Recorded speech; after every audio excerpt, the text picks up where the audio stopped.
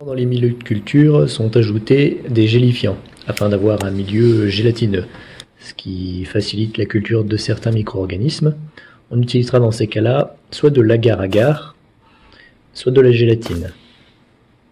Il nous faut une source d'énergie pour les micro-organismes que nous allons cultiver à l'intérieur. En général, ce sont des sucres.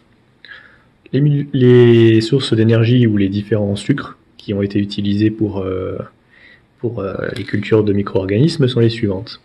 D'abord, on a le lactose, on a le saccharose, le dextrose, le glycérol, le mannitol, le pyruvate, le lactate, l'acétate, le tergitol, le propylène glycol, l'inositol,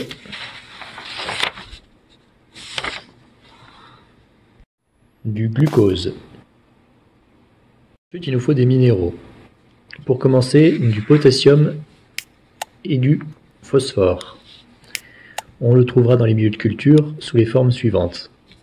L'hydrogénophosphate, l'acide phosphorique, le sulfate de potassium, le glycérophosphate de sodium, le citrate de potassium.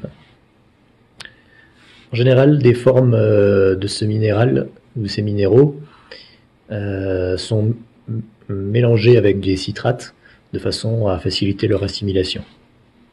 Il faut ajouter aussi de l'azote. Les sources d'azote qui sont utilisées sont l'azide, l'urée,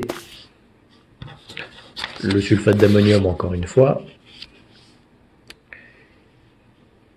les nitrates de sodium et les nitrites de sodium.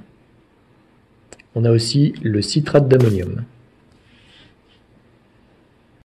Notons qu'il faut aussi ajouter du soufre. Le soufre sera apporté sous forme de sulfate d'ammonium, de sulfite de sodium, de thiosulfate, de tétrathionate,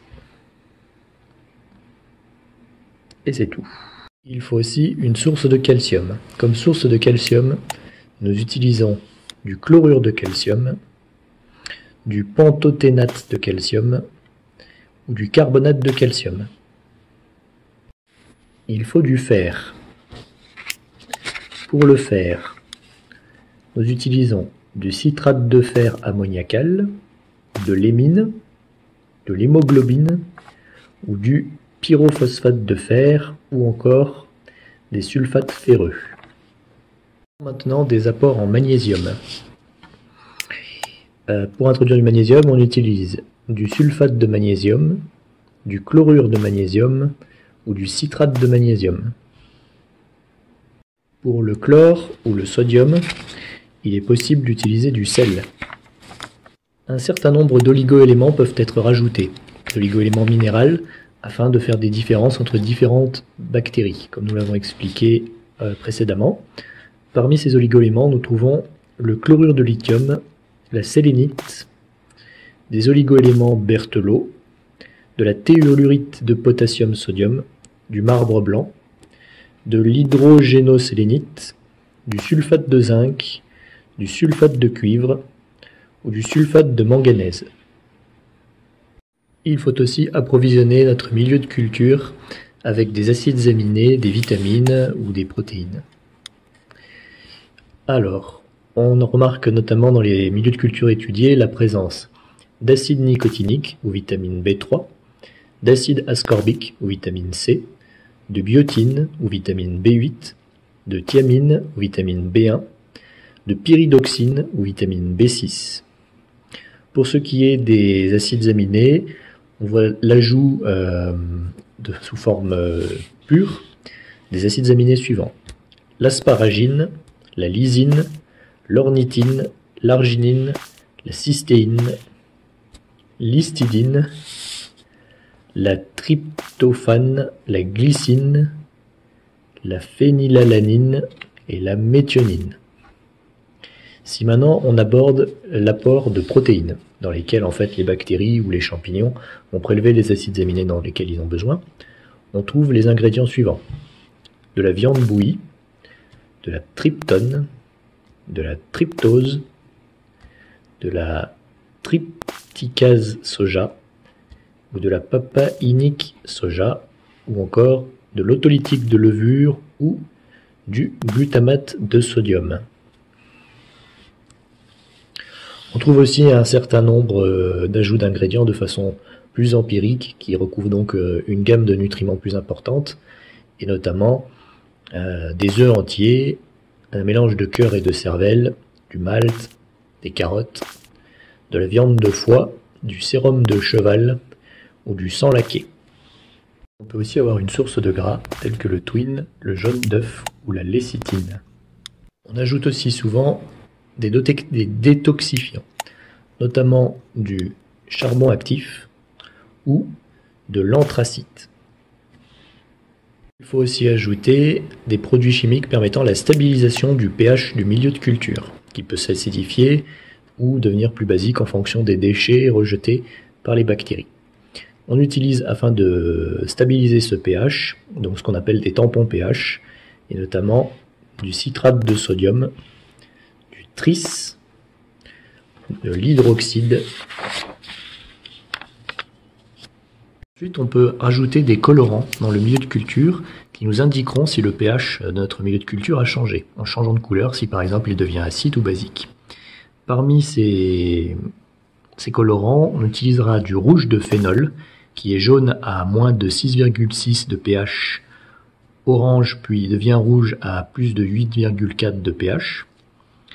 Le rouge neutre, qui sert aussi de marqueur pour certains organites cellulaires, donc qui est rouge avant 6,8 de pH, orange, puis jaune orangé à plus de 8 de pH.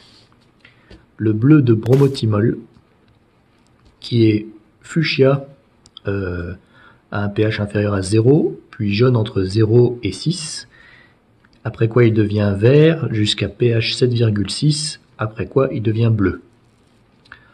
On a le bromocrésol pourpre, qui lui est jaune avant 5,2 de pH, puis devient pourpre après 6,8 de pH. On a le bleu tournesol, ou le papier pH, ça doit être dans la même famille.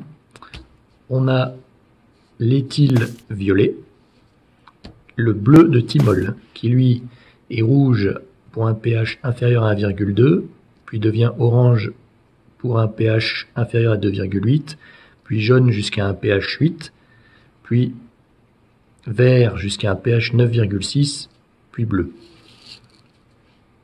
D'autres types de marqueurs peuvent être utilisés afin d'identifier d'autres substances ou certaines bactéries. Notamment, on a les esculines pour voir les entérococci. On a le ver malachite, qui est aussi un antibiotique. On a le bleu de méthylène, qui sert d'indicateur redox, mais qui peut aussi permettre d'observer le collagène ou la dureté de l'eau. Ou le bleu de toluidine, qui a un méthyle de plus que cette molécule. On peut utiliser des sondes ADN pour repérer certains types de molécules, notamment des ADN complémentaires. On a les iodures. Je ne sais pas encore à quoi ça sert exactement. On a les fuchsines, mélange fuchsine, qui sert à voir les bactéries à gram positif. Et le chlorure de triphényltétrazolium, qui permet d'observer la respiration cellulaire. On remarque aussi parfois l'ajout de substances dans le milieu de culture qui servent habituellement à digérer les aliments, notamment de la désoxycholate sodium ou des sels biliaires ou de la bile. Un des constituants les plus complexes, les plus diversifiés et peut-être les plus essentiels utilisés dans les milieux de culture, et notamment les milieux de culture sélectifs, ce sont les antiseptiques, qui permettent d'éviter que les milieux de culture soient contaminés par d'autres bactéries, ou simplement différencier des bactéries en observant leur résistance aux différents antibiotiques. Il en existe un grand nombre que je vais vous énumérer. Le cristal violet, ou gentiane violet, le ver malachite, l'acide nalidixique, le vancomycine, la colistine, la colimycine, l'anisomycine, la polymyxine, la céfamandole, la céphalexine, la moxalactame, la ceftazidine, la céphulodine, l'éosine, l'acriflavine, la phosphomyxine, l'irgazan ou triclosane, la novobiocine, la cétrimide, la bacitracine, l'acétate de sodium,